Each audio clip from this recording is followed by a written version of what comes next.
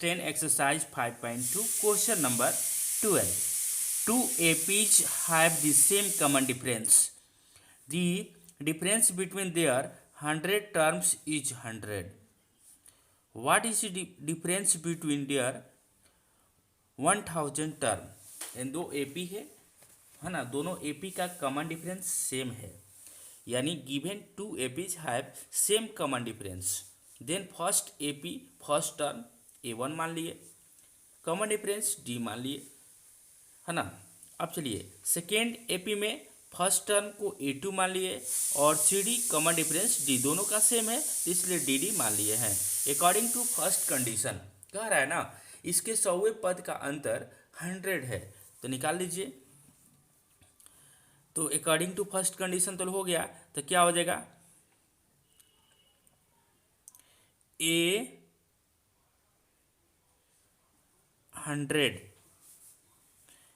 A1 100 minus A2 100 का difference कितना है 100 है, तो निकाल दीजिए। तो A1 plus 100 minus 1 into D, फिर क्या हो जाएगा, फिर A2 plus 100 minus 1 into D equal to 100। ठीक है, अब चलिए तो A1 प्लस 100 में से 1 जाएगा 99D, फिर हो जाएगा A2 plus 99D equal to 100। तो चलिए A1 plus 99D minus A2 minus 99D equal to 100। तो देखिए ये दोनों कट गया, तो अब आ गया क्या A1 minus A2 is equal to आ गया 100, इक्वेशन फर्स्ट। ठीक है, अब चलिए जो कह रहा है सो करेंगे। पूछ क्या रहा है, A1 1000 माइनस A2 1000 का अंतर क्या होगा। तो सेम कहानी है, तो क्या हो जाएगा A1 plus 1000 minus 1 into D, फिर क्या हो जाएंगे A2 plus 1000 minus 1 into D equal to क्या होगा, है ना। तो ये तो इक्वेशन नहीं है, तो ये हो जाएगा A1 plus 99D minus A2 plus 99D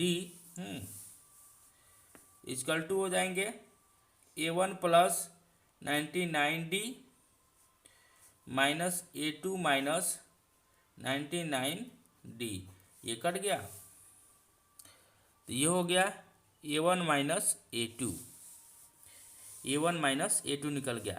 तो A1 माइनस A2 का वैल्यू देखिए अभी निकाले हैं, क्या निकाले हैं 100, लिखेंगे फ्रॉम इक्वेशन फर्स्ट से। तो इसका भी रिजल्ट क्या आ गया 100। आप कह सकते हैं इसके 1000 जो अंतर है इसका भी 100 ही आंसर होगा। समझ में आ रहा है कि नहीं। अब चलिए क्वेश्चन नंबर 2 देख लेते हैं। इसका क्वेश्चन नंबर 13 नेक्स्ट देख लेते हैं। क्वेश्चन नंबर 13 कह रहा है how many three digit number are divisible by 7। तो 3 डिजिट नंबर सबसे पहले जान लीजिए कितना होता है, यानी 100 to 99 इसी के बीच में होता है।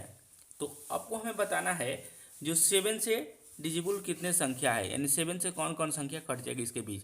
तो फर्स्ट जो होगा क्या होगा 105, ये फर्स्ट होगा, इन 7 से कट जाएगा।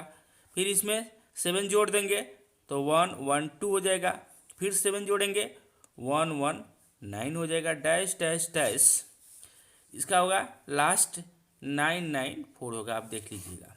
तो हमें इसकी नंबर ऑफ टर्म्स हमें ज्ञात करनी है, तो इसको A1 कहते हैं, इसको A2 कहते हैं, इसको A3 कहते हैं, डायरेक्ट हमें नहीं मालूम है, इसको A1 बोल दिए। ठीक है, तो हमें नंबर ऑफ टर्म्स ज्ञात करनी है, कितने माने 7 से ये कट, कितने नंबर ये 7 से कट रहे हैं। तो ठीक है, तो वही फार्मूला लगेगा ए एन का फार्मूला क्या होता है, since A plus n-1 into D. तो चलिए ए का वैल्यू क्या है 105, एन का वैल्यू तो हमें नहीं मालूम है, तो n-1 और डी का वैल्यू मालूम है 7, एन का वैल्यू मालूम है 994। तो चलिए 994 -105 इजकल टू हो जाएगा n-1 इंटू 7। अब इसको कटा दीजिए, 14 में से 5 जाएगा 9, ये हो जाएगा 8, 8 में 0 गया 8, ये हो गया 9 में से 1 गया 8, divide by 7 is equal to n-1। तो यहाँ पर कर दीजिए, तो 7 1 जा 7, 7 2 जा 14, 7 7 जा 49 इजकल टू हो जाएगा n-1। तो 1 2 7 माइनस से रहेगा तो +1 equal to n, therefore n equal to 128। यही आंसर हुआ। अब नेक्स्ट क्वेश्चन 14।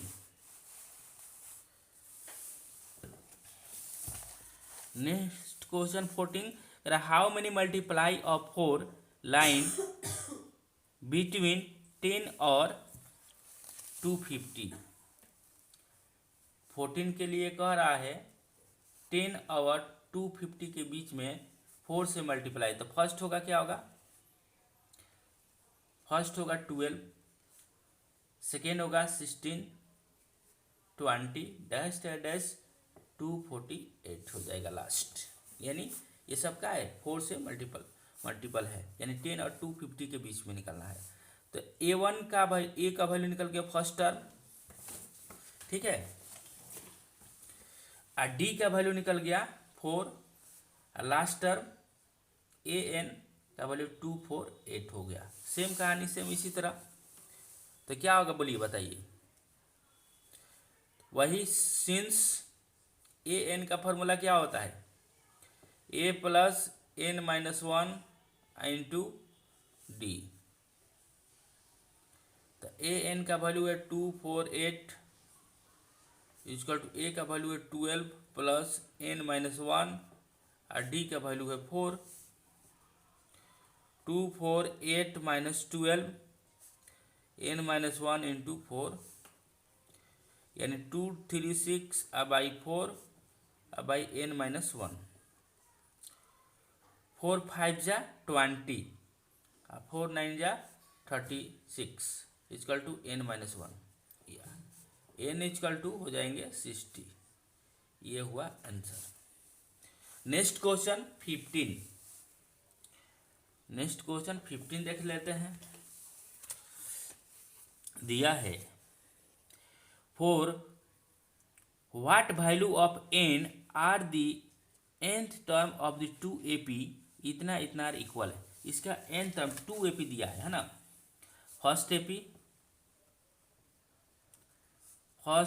AP है क्या 63, यहाँ सीरीज लिखिए, फर्स्ट AP सीरीज ये हो जाएगा 65 67 डैश डैश डैश। अब चलिए इसका AN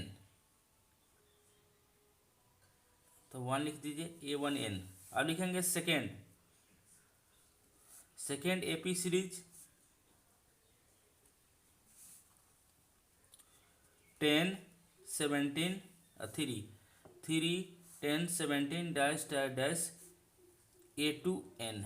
तो कह रहा है according to question A1N equal to A2N, दोनों का क्या है लास्ट इक्वल है ना। तो निकाल दीजिए दोनों का AN, आंसर आ जाएगा। लिखेंगे सिंस AN इजकल टू क्या होता है A plus n-1 into D, ठीक है।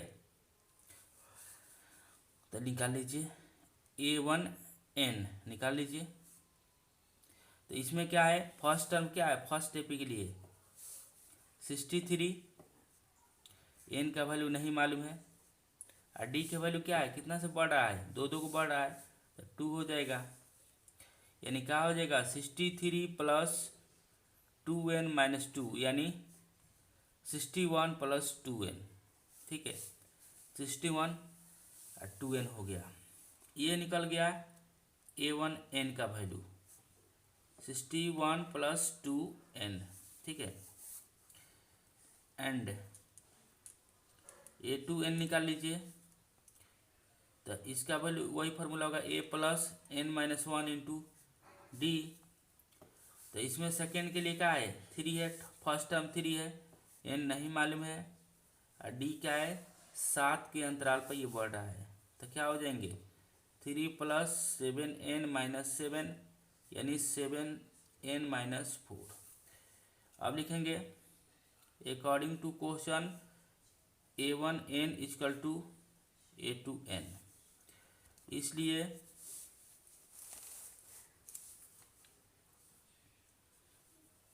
Sixty one plus 2n equal to 7n-4। ठीक है, तो 61 माइनस इधर आएगा तो प्लस हो जाएगा, ये हो जाएगा 7n-2n, ये हो जाएगा 65 equal to 5n। Therefore n equal to 65/5 यानी हो जाएगा 13। देयरफॉर n इक्वल टू 13, ये आंसर हुआ। ठीक है, अब देख लेते हैं क्वेश्चन नंबर 16।